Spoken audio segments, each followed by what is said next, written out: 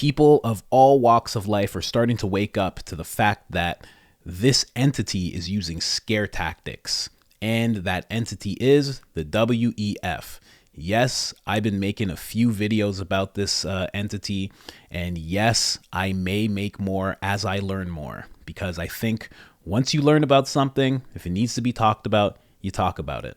And I think Patrick Bet-David feels the exact same way, because you're about to see a clip of him actually talking about the WEF and what they're doing to scare people into position, as well as a little bit of a breakdown he gives of like when it started, how it started, and what they're currently doing now. So this is an absolute great clip. This is Patrick Bet-David, Brian Callen. Check out the full interview, link in the description. Let's get into it. Davos is a city in Switzerland. Yes. So Davos is not a conference, it's a city. Got you. Davos, Switzerland. And World Economic Forum, they get together. To them, Klaus Schwab is the founder of World Economic Forum. I want to say he started it in the 70s, by the way. Yeah. And he's been at it for a while. It had a complete different name at first. It was called the European something Union. Can you, World Economic Forum, if you go, European Management Forum is what it was in 1971. This guy started it. Just so you know, he started 7 years before you and I were born, 6 years before you and I were born. So he's been at it for a long time. And somehow, some way, he has now got the control and the ears of people like Justin Trudeau, people like Joe Biden, presidents, prime ministers around the world that are following his lead. Okay. His lead in the fact that, Pat, like world economic, I know it's economic, but how to run things. I just want you to hear, this sounds like a movie. Just watch 10 seconds of this, just to kind of see how, this is like, this is motivational speaking on steroids. Listen to what he says. Okay. Dear friends, scientifically, this is not a climate crisis. We are now facing something deeper. Mass extinction, air pollution, undermining ecosystem functions. Mass extinction. Really putting humanity's future at risk. This is a planetary crisis. Pause it. Okay. So this is scaring the shit out of people, number one. That's their goal. It's a great way to get your attention. 100%. We're all going to die. Did you ever go to church? Did you ever go to church 100%. As a kid where the pastor, would baptize in the following way? If you don't give your life to Christ, you will go to hell. Let me tell you what hell looks like. In hell, you'll be burning. Yes. Your skin, imagine temperature 5. You're like, holy shit, sauna's hot. I don't want to go to coming. And you're like, you know what? I'm going to put that water. Go ahead, whatever it is. I'm willing to get baptized in every possible way. Yeah. So it is a very effective tactic to get the world moving. But they unify together and they talk about, Al Gore said we should spend more money talking about climate change, and we should start defunding money that opposes anything with climate change. And some of the stuff they're talking about, you're just like, I think it's theatrics. And I think that, first of all, I had Peter Zion. Have you had him on this podcast? No, we have not. I had him on my podcast. Everybody's talking about him right now. I had him on my podcast. I read his book.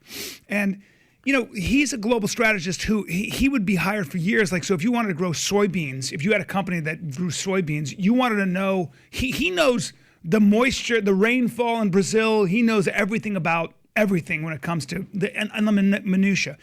And he was breaking down the fact that if you think we're off fossil fuels, if you think that any of these countries are going to go it with just solar or hydro or whatever it is, that's adorable. That's actually adorable. It's adorable. You think our agricultural sector, you think you're going to grow food without, you need irrigation. Guess what? You need gasoline to pump those fields. You need, for herbicides and pesticides, those are made with natural gas. Same with fertilizer. I mean, the fossil fuel print is crazy. I drive around in a Tesla, okay? When I bought that car, when I bought it, the lithium battery is made on a coal grid in China.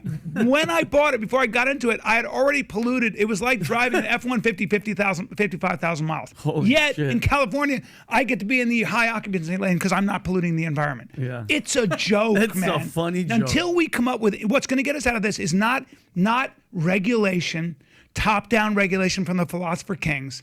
What's going to get us out of this is innovation. in material sciences and things like that. Let me ask you guys a question. This is really mostly for you two, only because you just found out about what Davos was. So I think that's great what he said there. And if you notice, they released this maybe 4 days before Jordan Peterson was last on Rogan. And he actually said the same type of thing that Dr. Peterson said. He said that top-down type of thing. You know, he called them the philosophers' kings. You know, like really, really interesting. I know that all of these guys know Jordan Peterson. I know all of them hold Dr. Peterson in high regard. So it's just funny that all of this is coming out all at the same time, very conveniently. I think, you know, again, not to get tinfoily or anything, but they may be aligned a little bit, just a little bit, but who actually knows?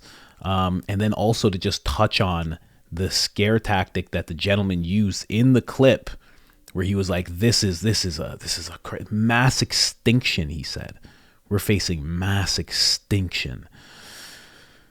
When regular people see stuff like that, it really hits, because it's like, you know, we're already dealing with so much stuff. We're already dealing with our jobs and check to check and making sure that our wives are happy, husbands happy, kids are happy. We're already dealing with groceries. Oh, eggs are higher price, this, that. We're already dealing with all this stuff. And then some millionaire guy with a bunch of other millionaires is like, we're facing mass extinction. You're just like, oh my God. Like on top of everything. Now it's mass. Come on. What do I have to do? You know? And that's the thing. Some people get into this mindset of, well, what do I have to do? I'll do anything to just please, whatever it is. Just I don't want to die. I want to, like, not like this living check to check. I just want to become successful, and then whatever happens, but like not right now. Not while I'm just working, not while I'm getting paid $19 an hour. Please, come on. What do I have to do? What do I have to do? Not drive my car on Tuesdays? Fine. Can't burn wood? Fine. Like, some people get into that mindset. So it's like, it's really harmful when these entities do this type of thing, when they go into this scare tactic, you know, hysteria, or not even that they're in hysteria, when they build us into hysteria. It's so damaging. And the thing about it is that some people don't get out of it.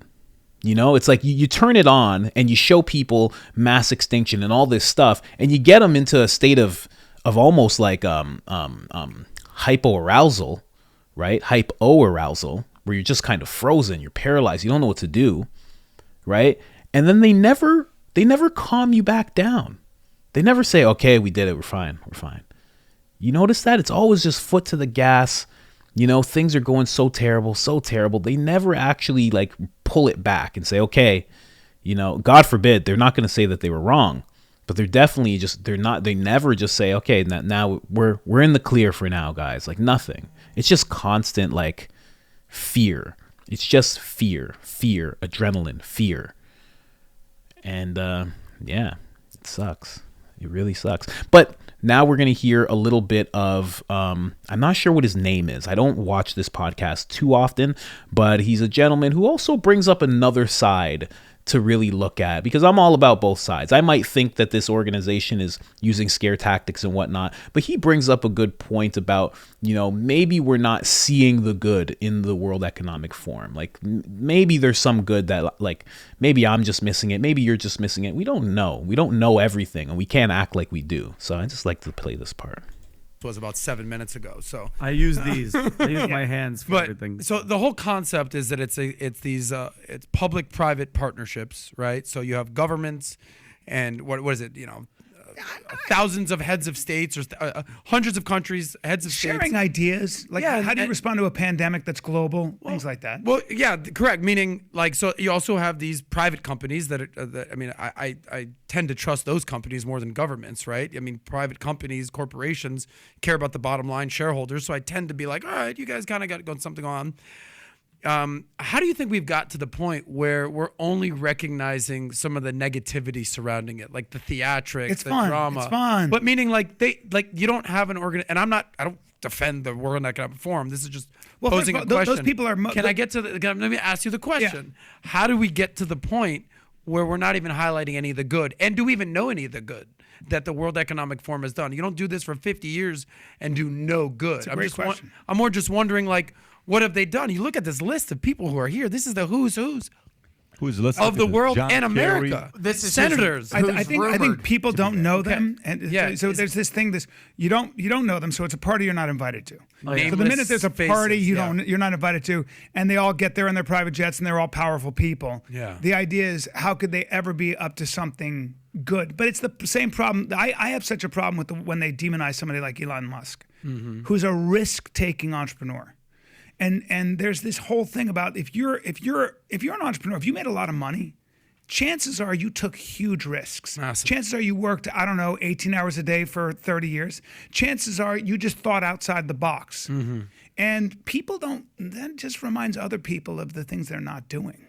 Yeah. And we all have some of that in us. So I think sometimes there's a lot of that. Although I think a healthy distrust of powerful people when they get together sure. and start planning our lives, that's a good thing.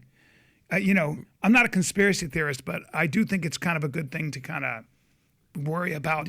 What are you guys doing there? And why are you making rules that I have? Well, like, what about my voice? That kind of stuff. And that's why I think the point you made at the onset of the podcast was so powerful, is that you have these elites on the coast. That's just in America. Yeah. Now extrapolate that to the world. Yeah. The elites of the world making decisions for the farmer or the mechanic or the comedian using his hands. Like that I think is ultimately your point, is that why it's like such negative disdain at these people. But if you look at the list, it's like, I'd like to know the names of the people that are there to hold them accountable. Like this, Klaus Schwab seems like if Austin Powers was written in real life and they're like, who do you want to play Dr. Evil? It's like, he has Klaus Schwab. that German accent. You have the German people. Very, I want to make everybody a machine. Yes.